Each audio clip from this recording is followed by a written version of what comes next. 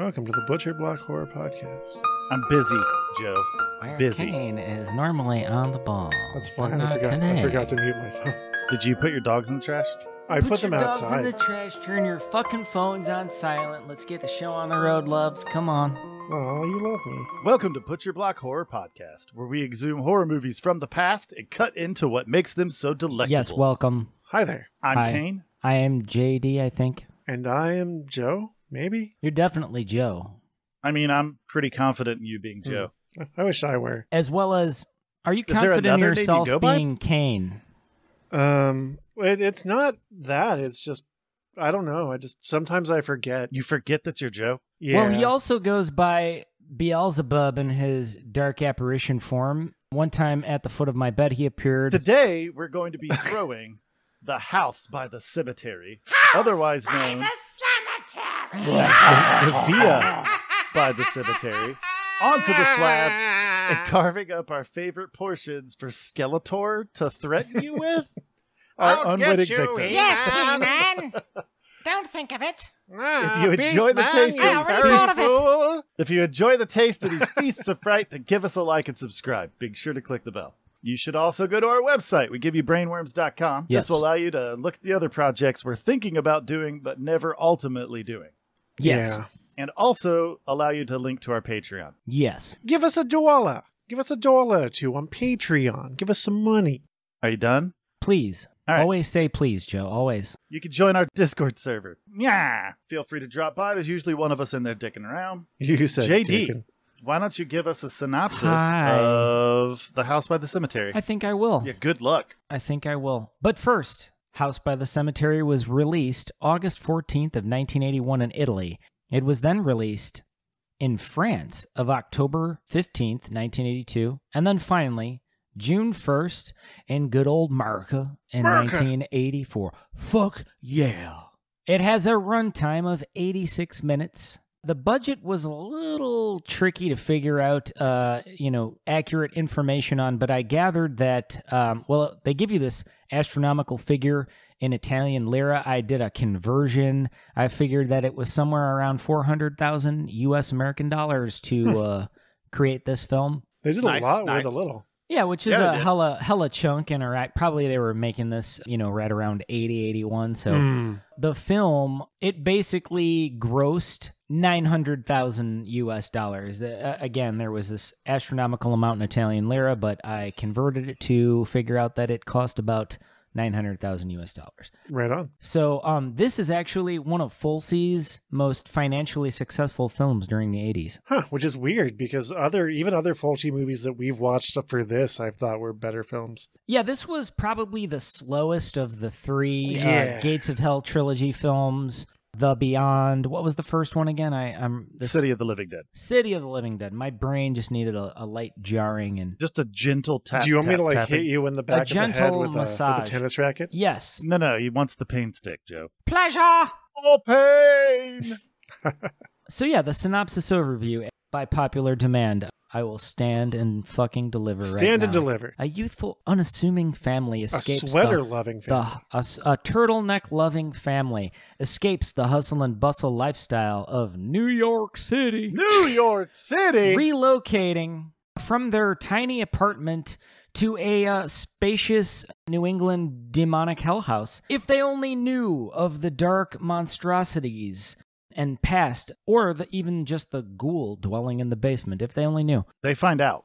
Yeah. They fuck around and find out. They fuck around hard, and then they find out. Yeah. And their kid is basically a blonde Chucky doll. You were really hung up on that. I thought he looked like child Val Kilmer. Communicates with a ghost from the past with tiny nostrils. I thought he had creepy fake eyes. Well, I'm sure his eyes were real. Maybe contact lenses? Probably not. It was the early 80s.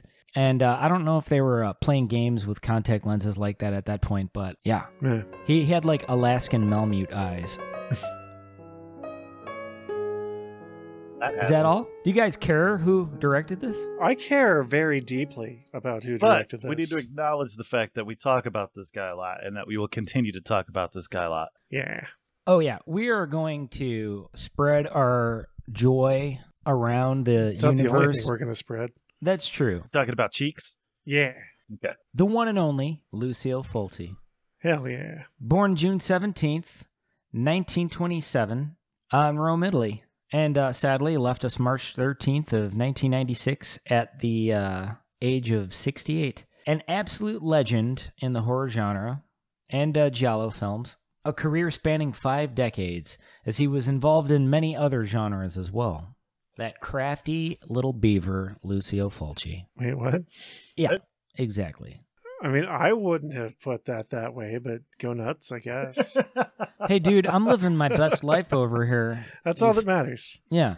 I'm not going to keep you down. Fulci is an incredible and wildly respected director. He's a political activist, screenwriter, and an actor. And we even seen him in today's film. And a damn handsome man. Yeah, he's a tremendous individual. And he loves to assert himself in his own films with a little cameo, very sweetly. Yeah. We've discussed him a good bit in the past, but I'm going to do a little rundown of some of my favorite Fulci films. Obviously, the Gates of Hell Trilogy, City of the Living Dead, 1980, The Beyond, 81, and this film, House by the Cemetery, also in 81. Massacre Time in 66. We're going to jump back in time a few decades. Jump back now, y'all. Yep. What about the Black Cat? Do you like the Black Cat? You know, I didn't put the Black Cat in my notes, so no. How about Cool Runnings? What are you talking about? No, The Jamaican Bobsled Team movie, directed by Lucio Fulci. Incorrect.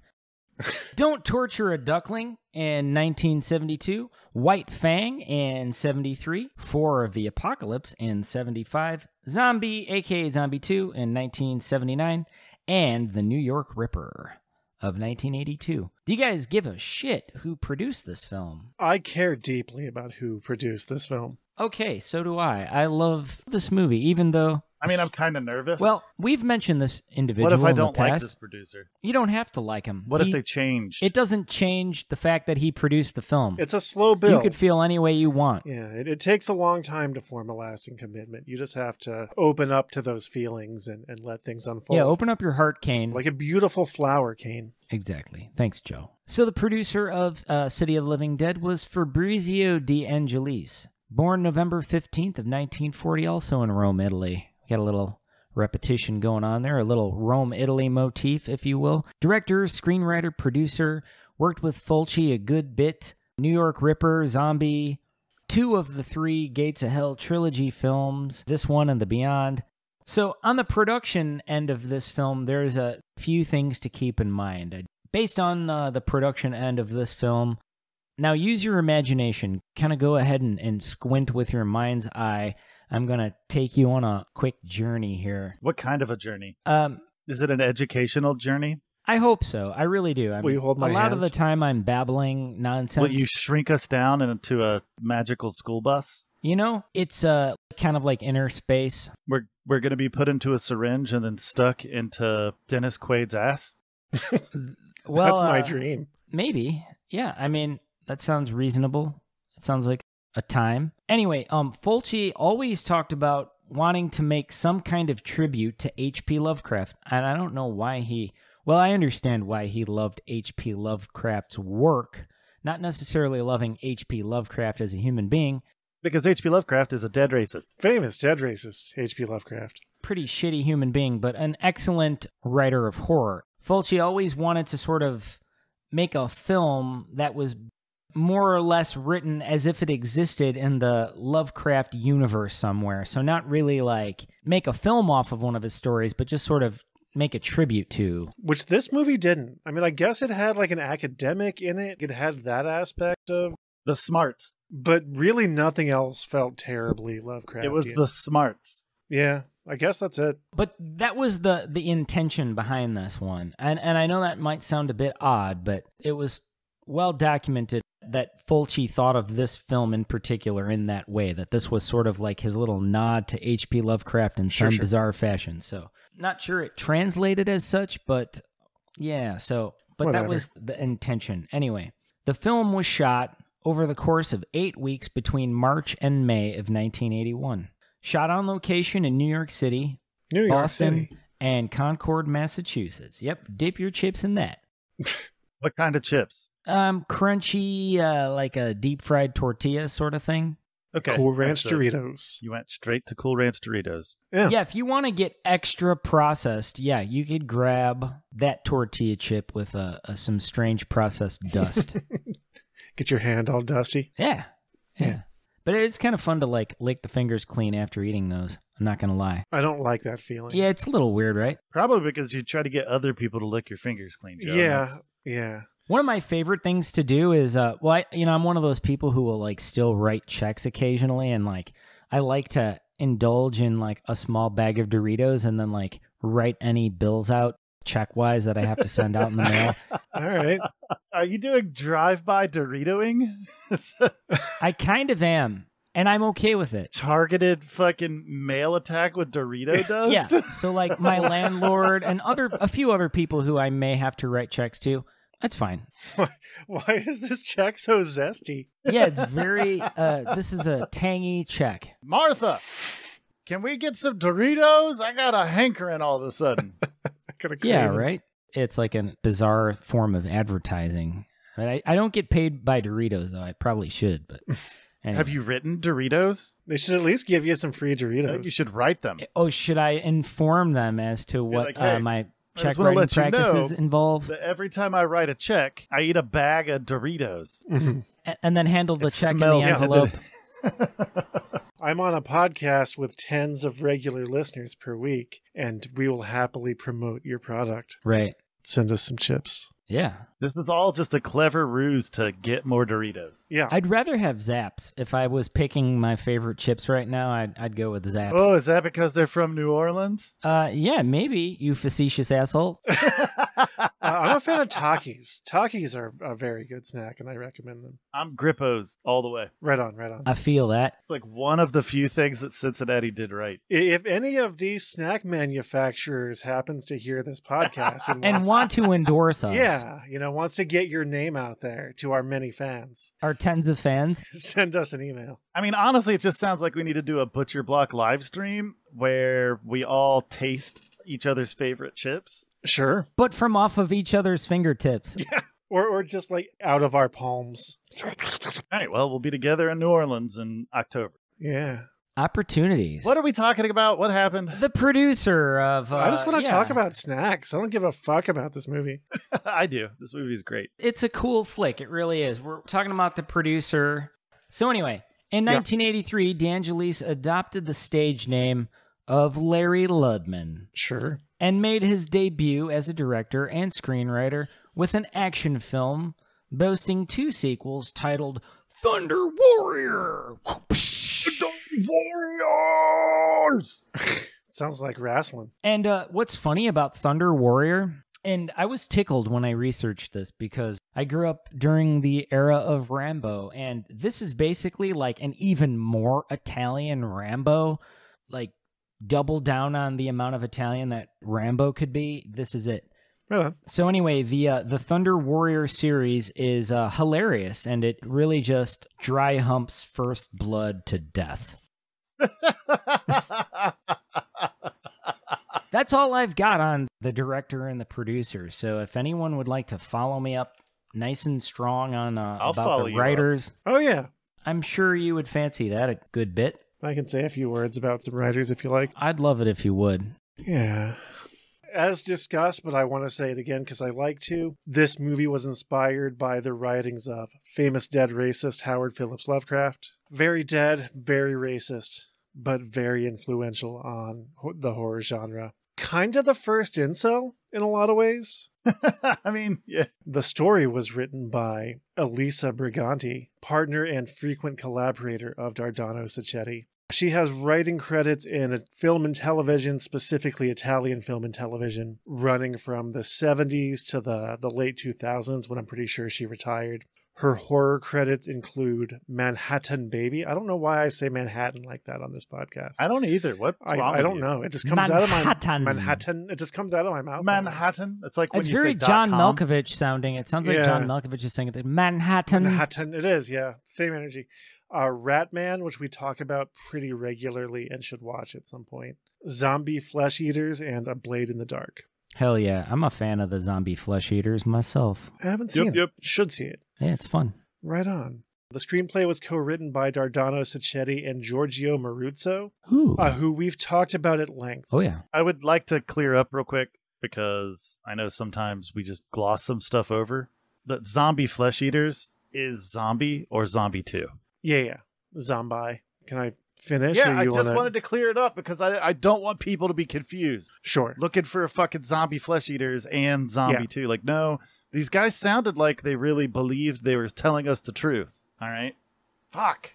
Yeah. The original title of Zombie Flesh Eaters is Zombie ZOMBI, because Kane is apparently very concerned about getting that locked in airtight. We're all about accuracy over here at the Butcher Block Horror Podcast. But yeah, Jar Jar Binks. The screenplay is co-written by Sacchetti and Giorgio Maruzzo. Jar Jar's canceled, Joe. Don't mention him again. Oh man, I don't know what's happening. You've thrown me all off my train of thought. Oh, anyway, sorry. Okay. No, you're fine. You're fine. We interrupt you constantly. That's true. But yeah, we've talked about both of those writers extensively in previous episodes. They're big names in the Italian horror giallo genre, frequent collaborators with Fulci, Argento, the Bavas. If you know classic horror, you've heard of them. I'm not going to talk them up. Find our The Beyond episode and some of the other ones for all of that information. Excellent. How about the cinematographer? Cinematographer. Yep, sounds good. Yeah, Sergio Salvati, who is a legendary cinematographer in the Italian horror genre. Hell yeah, Sergio, get you some. Who we've spoken about before at great length. My favorite thing on his filmography is Flying Sex, which I've not seen. But want to. But I want to, and I'm pretty sure it's a porno. Yeah. You want to tell us about some actors, Kane? Nope. Okay. I'm not going to make you. Really?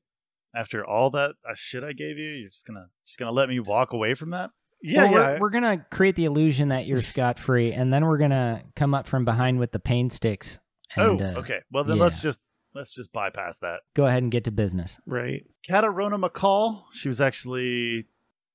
My brain just stopped working. It's very hot in here. Take off all your clothes. She was actually credited as Catherine McCall. Doting mother. Just kidding. Lucy Boyle. She seemed to have a very distant parenting style. And she also seemed to have some splaining to do. She was a central part of the Gates of Hell trilogy. We spoke a lot about her in the previous episodes. So I'm going to just tell you that I'm not going to go all JD on her. That's a weird way to put that. Like, it suggests that, like, going JD seems like it has diabolical implications. It does, because JD is diabolical. Care to expound upon that? No? Don't go full JD. Don't go full JD. Okay. No. You're very, very, very focused, and you get all of the info, which is good, unless you've already heard all of the info, and then it's bad. Right. Okay. So it's a compliment the first time around. Like, fuck yeah, dude, we need to go JD on this so that we get all of the necessary info. I feel that. And then if you've already went through the info, then it's like, dude, no, do not go JD on this. See what I mean? Okay. All right. I like it. But yeah, she was a central figure in all three of the movies that make up the Gates trilogy. We'll move on. We've got Paolo Malco. Probably missaying that. My apologies. He was a researcher turned ghost hunter, Dr. Norman Boyle. Was born on April 10th, 1947, and there really wasn't a lot of information about him in the world, but I do have a filmography, most of which was crime movies. His horror credits are The House by the Cemetery, The New York Ripper, The Scorpion with Two Tails, and Midnight Killer. Next, we've got Ania Pierioni, and that was the beheaded nanny mannequin. You like saying that.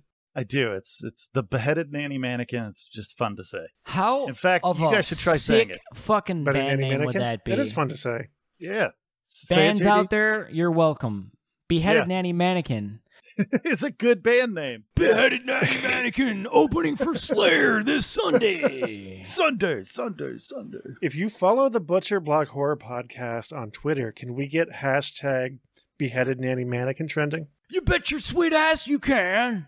All right. Born on February 28th, 1957 in Rome, her grandfather was the mayor of Pescara, and her father was a knight of Malta, which is pretty fucking weird. Yeah. And in fact, her dad had actually hoped that she would take up a career in politics. And this didn't set well with her. And she was like, fuck this, I'm going to do cinema. So what we ended up with is she did a lot of cool horror films. But the one that she gained stardom for was she actually was Mater Lacrimarum in Dario Argento's Inferno. Ooh. Which is funny because, that's happening. We're doing Inferno. That's what we're talking about the next episode. I don't know if I'd call that funny. It didn't make me Shut laugh. up, Joe. Oh. Shut up. Just shut up. Wow. That's a lot of hostility I have there feelings, toward your kid. good friend Joe. I mean, Hey, her horror credits are Inferno, The House by the Cemetery, Tenebrae, and Who is Afraid of Dracula? And The House of the Rising Sun. not me. Which really makes me excited. I want to watch Who is Afraid of Dracula. Yeah. Yeah.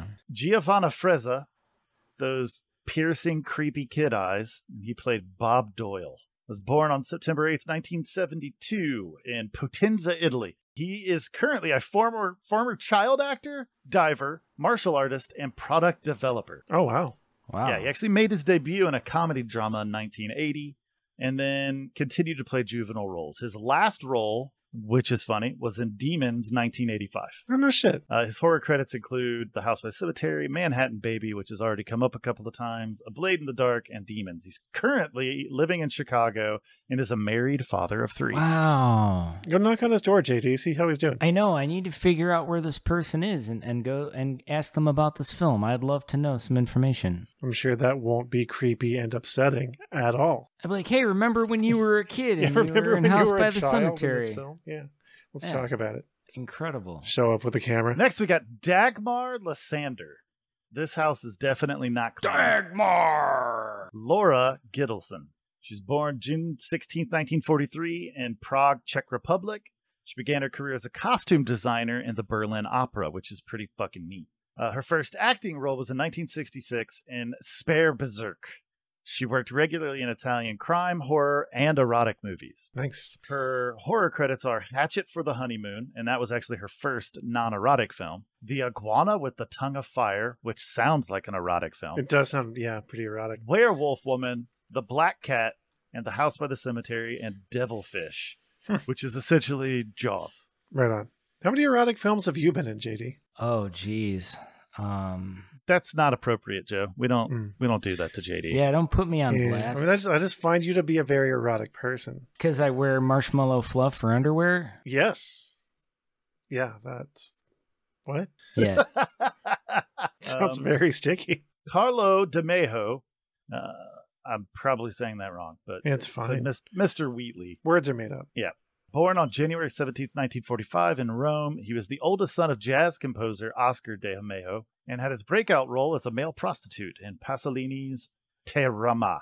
Hell yeah. He I also love played jazz. Claude in the Italian adaptation of the stage musical Hair. Oh, You might recognize him from City of the Living Dead. You might. You might not. He was the corpse and the wall. Fun. That was the best part of this movie. Yeah. Sylvia Calatina, Calatina. creepy ghost girl in the window, May Freudstein. Can we talk about the Freudsteins at some point? With minuscule nostrils. I mean, if you have something to say about him, sure. All right, well, let's born on January 14th, 1972 in Rome. She has started 3 horror films that I could find. It was House by the Cemetery, The Great Alligator, which sounds really fun. Mm-hmm. And this next one actually sounds good. Violets Bloom at an Empty Grave. It's a cool name Right. for sure. It is. It's a super, super cool name. Very, very fun and spooky. Yeah. So next, we've got the hero of the day. We've got Giovanni De Nava, and that's definitely a meat mask, and he played Dr. Freudstein. That mask was the best thing. So good. So good. Born in Rome on May 21st, 1944, he was mainly a theater actor. The mask looked like a fish booger. What? You know, Yeah. and we covered this guy. We covered this guy in The Beyond, and I'll be honest, I didn't find a lot about him from The Beyond. Right. Then you discovered Italian Wikipedia. I did. He dubbed some films for the BBC television Shakespeare series for RAI, which is Radio Televisione Italiana.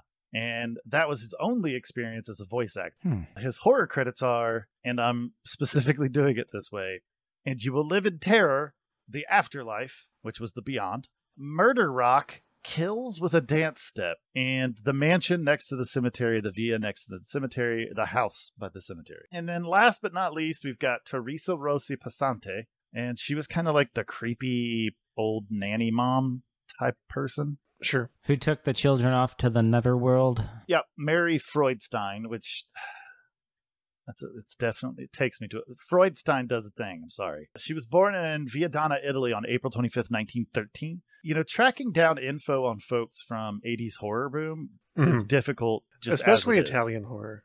But yeah, you add in a completely different country and it becomes even more difficult. Right. So I don't know much else about her, but I do know that she has other horror credits, and that is The House by the Cemetery, The Chosen, and this one's great, The Sinful Nuns of St. Valentine. I hope that's a porno. Meow. I don't believe it is a porno. I believe it is a horror movie. Oh, man. Huh.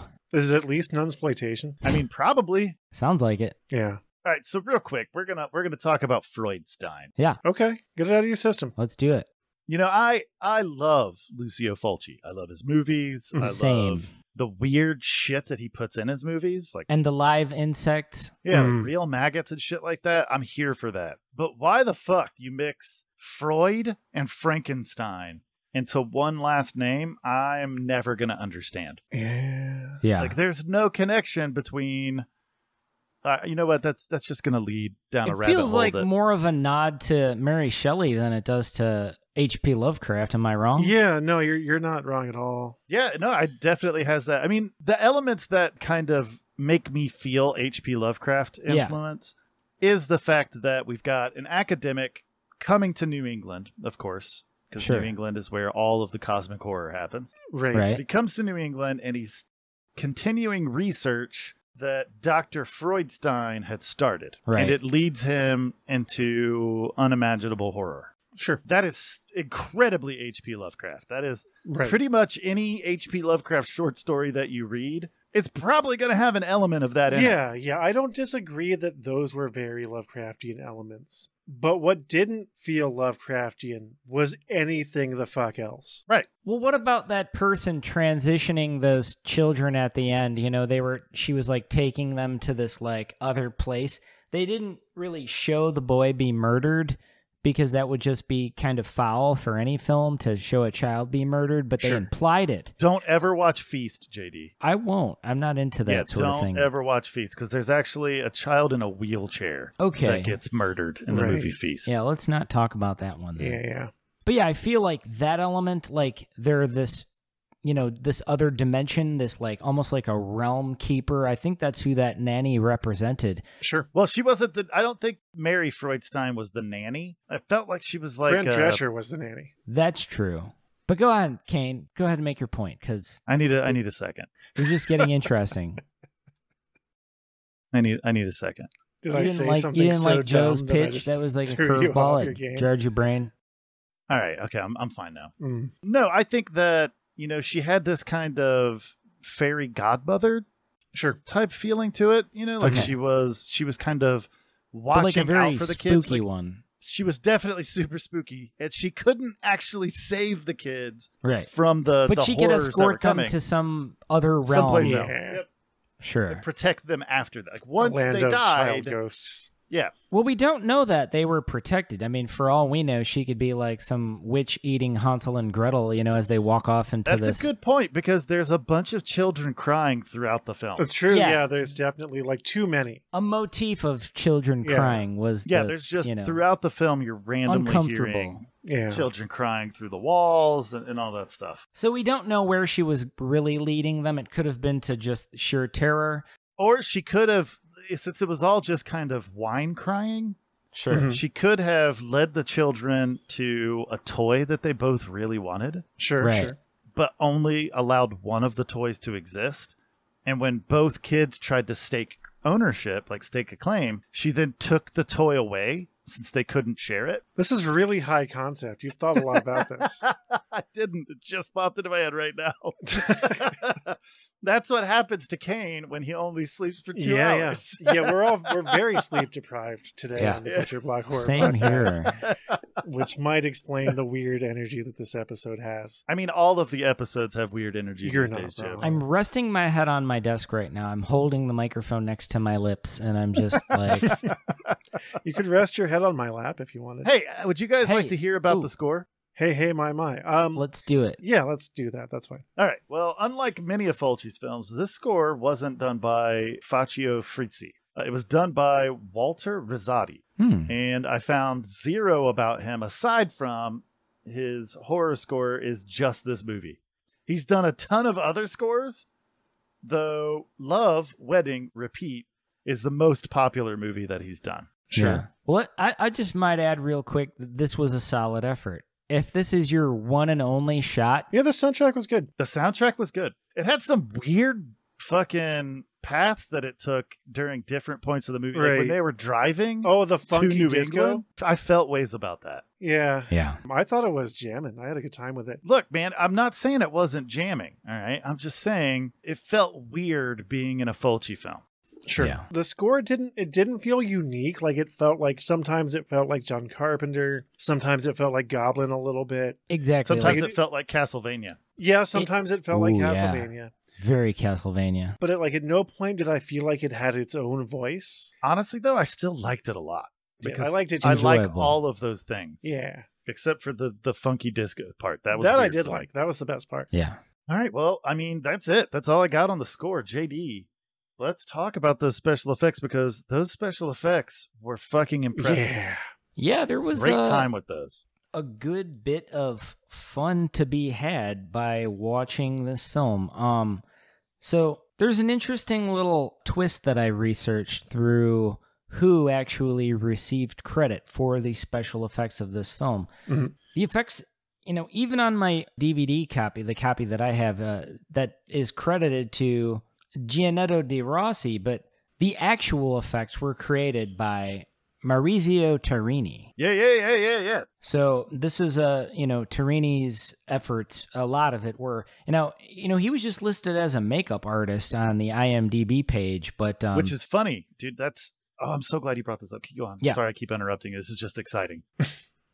Did you have something to add, or should I be talking? Well, no, go ahead. I don't want to. I know a little bit about this, and it's exciting. Okay. How about nobody talk and we all just have quiet time? How That about sounds like you fun. Shut the fuck up, Joe. Oh, man. Oh, poor Joe. So yeah, but I was just kind of perusing a few sources that all claim that Gianetto had very little to do with the movie, mostly Maurizio Tarini. So anyway. All right, I'm going to interject now. Now go ahead. God damn it, Kane. Well, Yeah. Gianetto de Rossi himself, he's actually stated he never participated in the film at all. Yeah. Not that he didn't have a lot involved. Yeah. He specifically said, I didn't do that movie. So, but Tarini was the main special effects artist for this film. Yeah, how did his name wind up on it? I have no idea. Maybe because he's such a well-known special effects artist that they thought they could add cred to the movie by using his name. Sure. During an era where special effects were, we're talking about 1981. So some of what we were seeing at this point was some pretty top-notch stuff. As far as, the films of that era and that place and time, I think that, anyway. Maurizio Tarini was born May 9th, 1946, Rome, Italy. Involved in one hell of a list of horror titles, impressive, mostly as a makeup artist. He was involved with Fulci's Don't Torture a Duckling in 1972. Good advice. Yeah. Yes, of course. Leave those poor ducklings be. He was involved with The Humanoid and Zombie Flesh Eaters of 1979, a.k.a. Zombie 2. Zombie Holocaust in 1980. The Beyond, 1981. Also, 81, House by the Cemetery. Dawn of the Mummy, also in 81. That sounds rad. Hell yeah. Yes, it does. It sounds really fucking rad. I'm here for Piranha it. 2, The Spawning, again in 1981. Dude was working in 1981. Like, he is just like, I'll take that job. The New York Ripper in 1982. And then a film for which he should just be totally fucking ashamed of himself for, Troll 2. And that just brought a tear to the eyes in my heart. We need to talk about the troll films on this podcast. Yeah. Troll 1, I felt to be exceptional. Troll 2, no. I felt like the three of us could do better. I have a fondness for like so bad they're good movies. I just have a love of garbage. Yeah. And Troll 2 definitely fits into that niche for me. It fits so comfortably on that list of like... Dude, I want to go to Nilbog. Take me to fucking Nilbog. Yeah. And I'm going to eat a ham sandwich and save the day. It's all of our dream, I think. Is Nilbog like a visit to Funky Town? I mean, sort of. If you eat the food the goblins give you, you turn into green goo that they consume. Yeah. And that's pretty funky. Okay. But we're not talking about Goblins 2 right now. I'd like to talk about. We're talking about the special effects in The House by the Cemetery. So yeah, real quick, House by the Cemetery. So yeah, that's really all I have information-wise on Maurizio Torrini. I would like to just go ahead and discuss one of my favorite scenes, the animal attack of the bat. Yeah. That bat God, attack was absolutely ridiculous. And I just want to real quick throw out there that I love that when, what was the dad's actor's name? Turtleneck Dad. It doesn't matter. Turtleneck Dad. Yeah. When he stabbed the Norman bat. Boyle. Norman Boyle goes and stabs the bat with a pair of scissors. That bat bled from everywhere but the stab wound. And then eventually the stab wound. Yeah. See, I saw it differently. Yeah. I saw the stab wound gushed more blood than that bat. But it basically gushed more blood than the bat 5 had. bats. It bled more than a human would bleed. Exactly. Right. Yes. It's like so much fake blood. But I commend them all the same. And the blood really just all through this movie. It looked really good on screen. It really did. It had this dark color. Like it was almost a purple. Yeah. And it had the viscosity of something you would spread on pancakes. Like a deep magenta, like almost like a raspberry reduction of some sort. Right, right. Yeah, Joe wanted to have pancakes with raspberry sauce. I did. I kind of want to join him when that happens. I mean, I'm here for that. Let's make that happen. Like a little whipped cream. Right. Creme. Maybe some fresh berries on top. Absolutely. I'm here for it. But yeah, the blood in this movie and maybe other Italian horror movies have looked like this and I just didn't notice. Right. But the blood specifically in this movie was very visually distinctive to me. Sure. I mean, it was definitely stark. Like it really it popped out on film. Yeah, it was a very contrast promoting color in terms of the overall palette of, just however it was shot, I'm assuming the lighting and just everything. They knew what they were doing in terms of creating a certain level of contrast from the blood and then every other color because the blood just jumped right off the screen. Yeah, maybe even the color grading after the fact. Yeah. It might even have been the HD reissue. They went back in and did some color adjustments. Quite possible. And that's what made it pop like that. I don't know. Yeah. So another notable moment of the special effects was the monster, Freudstein. Yeah, Dr. Freudstein was amazing. A very fun monster. And as I mentioned earlier, his face reminded me of like a fish booger. It was just like... I don't know what that means. Yeah, I don't know what it means either. We're still trying to figure out what fish booger means. The first 2 words to describe his general appearance was like I saw like this weird, like almost like a bizarre fish face. His face looked like a scab. Yeah, it looked like flesh. I don't know how else to explain it. It looked like somebody took chicken breasts. Oh yeah, it looked like chicken them skin. out and then just stretched putrid. them across his face and then allowed them putrid. to dry. Yeah, and putrefy. Yep. Yeah. Yes. Yeah, that mask was terrific. You know, and I think that the facial features were obscured in such a way because I had some uncanny valley feelings when I was looking at that monster. And that doesn't happen a lot. Like when I'm watching horror movies, like sometimes the horror movies could be, make me feel uncomfortable or whatnot. This was just like unsettling because of how he looked human, like just human enough to make me feel gross. Right. No, I could see that. And I love Fulci will always take my heart when it comes to fucking having live maggots. Oh yeah. In his and there were like effects. Worms and night crawlers and shit in there too. Yeah. And they seem to be like oozing out of his stab wound. One of hella many knives in that basement. Why were there so many fucking knives in that basement? There was like... I guess he was collecting them. It must have been a collection. Yeah. Well, I mean, Dr. Freudstein was murdering people for a while there. Right. I got you. But it's just like, a lot of how body many parts in that knives do you basement. need? Maybe it's like lost socks. Every time somebody misplaced a knife, he just wound up with it. Oh, yeah. Or maybe he got bored using the same instrument to kill people. Sure. And so he just went through the process of acquiring other murder weapons so that if he got bored with one, he could use the next. Trying to keep the basement fresh, spice things up a little. keep I things understand interesting. that. Yeah. Exactly. Maybe he spent a lot of time on eBay just finding knives. Yeah. So we're going to talk about our personal experience with the movie now. My personal experience was being harassed and belittled by my podcast co-host, and I quit. Wait, why was that plural? Yeah, Joe. You it was were just being me. harassed and belittled by Kane. Yeah, mostly it's just Kane. Nobody puts JD in a corner, all right? No, sir. Yeah. I mean, oh no, sir.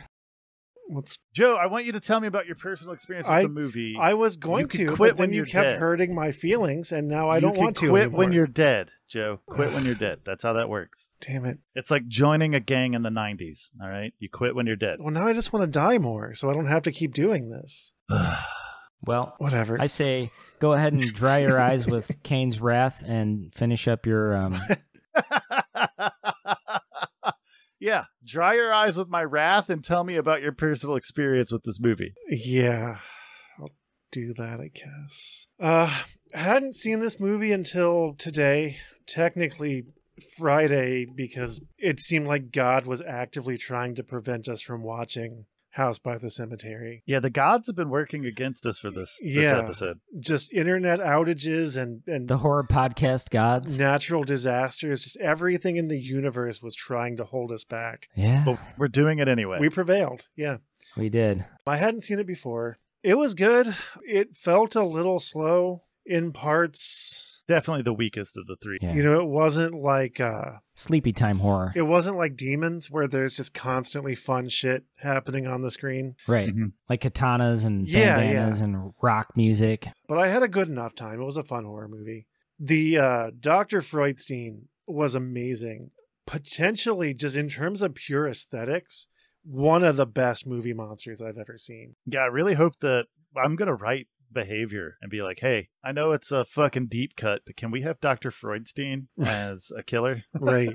That monster was so well designed, and I loved everything about it. The mask looked like flesh that had been stretched and cured.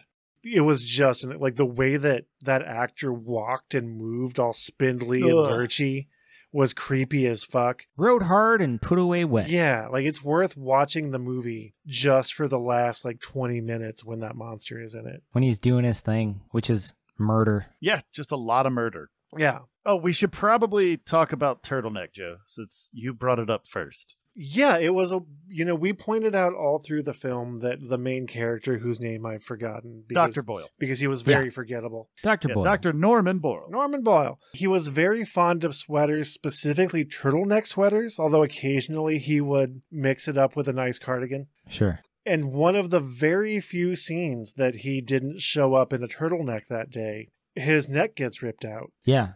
The front part of his throat just gone. Later, Gator. Yeah, his throat just gets ripped the fuck out by Dr. Freudstein, the best monster I've ever seen.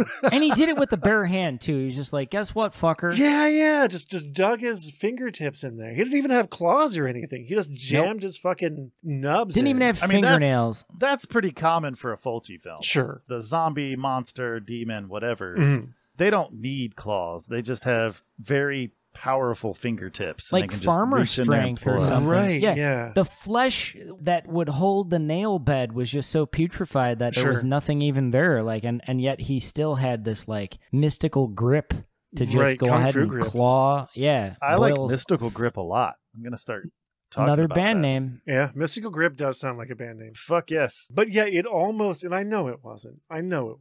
If anything, it was the opposite.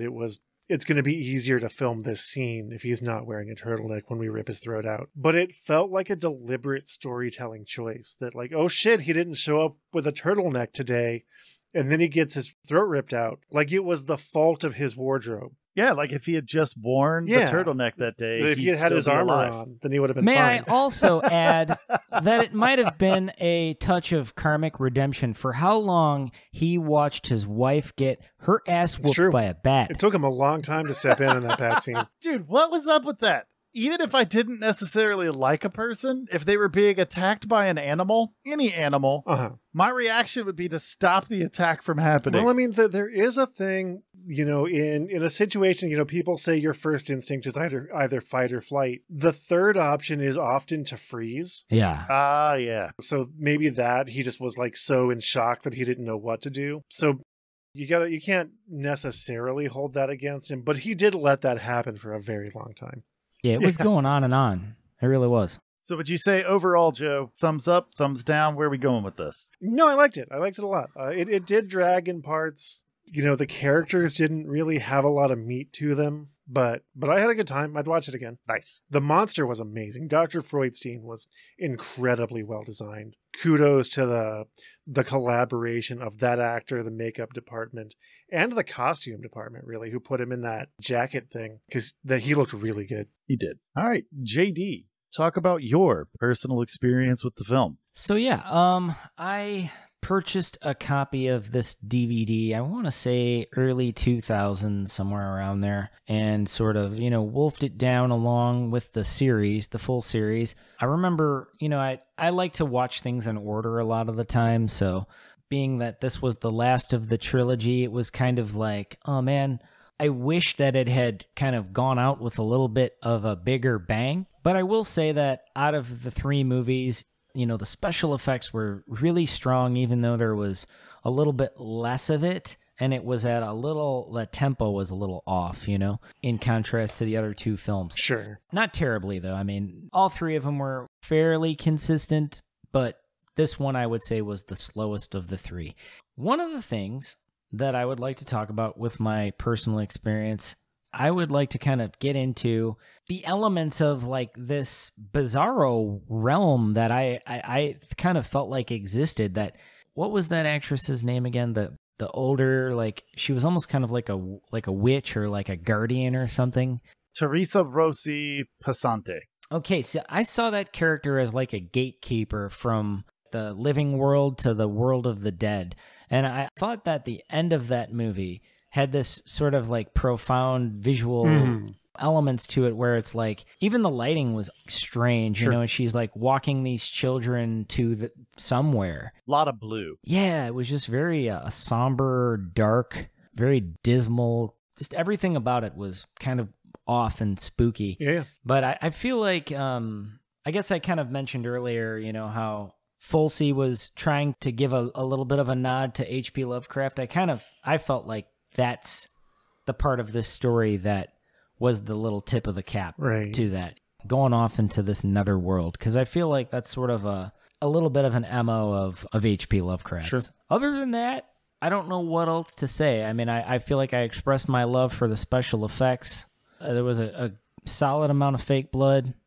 Even more fake blood than made sense at times. Yeah, it was a lot. Yeah, just kind of really fun, and definitely I give it high marks for Italian horror. Anyway, Kane, how about you? What is your personal experience with the film? All right, well, obviously, I've talked about the fact that I saw these movies out of order. Was the story more confusing because you watched them out of order? No, not at all. They aren't really connected. No, the stories don't tie in. No. The Beyond, they go to hell, City of the Living Dead, they failed to stop the rising of the dead, and then House by the Cemetery, everybody dies.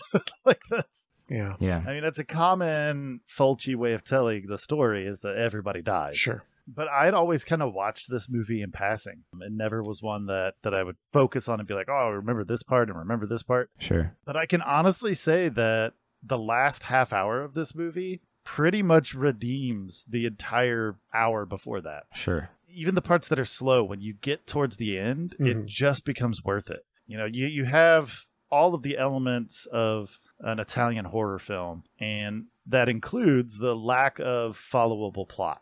Sure. Is that the proper way of describing that? Yeah. Like a cohesive... I mean, this one felt a little more followable than some of the other ones, if only because Sure, it was like many Italian horror movies, just a series of events happening in something like a linear timeline. Right. But this one, at least, it like, okay, this happened, and then they went home, and then this happened. You could kind of construct a narrative. Sure. Whereas some other Fulci films we've watched have been like, wait, what? What the fuck? Why is this now? Yeah, why the fuck? Where the fuck? Yeah. How the fuck? Yeah. But yeah, I agree with what you're saying. More fluidity than your typical Fulci film. Yeah. Right. And it's true that, for an 86-minute film, the first 60 minutes, the first hour are like kind of slow. And then the last 26 minutes are like they hit the afterburner and it just went into full acceleration. Shit goes down. Yeah. All right. Well, if you watch The House by the Cemetery, let us know what you think. Yeah. You can find us at wegiveyoubbrainworms.com as well as most places that podcasts live. Indeed. Definitely throw us a follow on those podcast sites if you have the capabilities. Sure. Maybe give us a review. Tell us how we're doing. Yeah. We're happy to engage. Plus, you could go to our Discord server and all that jive and do that too. Also, we warn you against forgetting to like, follow, and subscribe on YouTube. And click the bell. Do it. And click the bell. You can click our bell. Click our bell. Click our bell. I'm pushing the thing. I'll push your I thing. love you. The mask looked like a fish booger.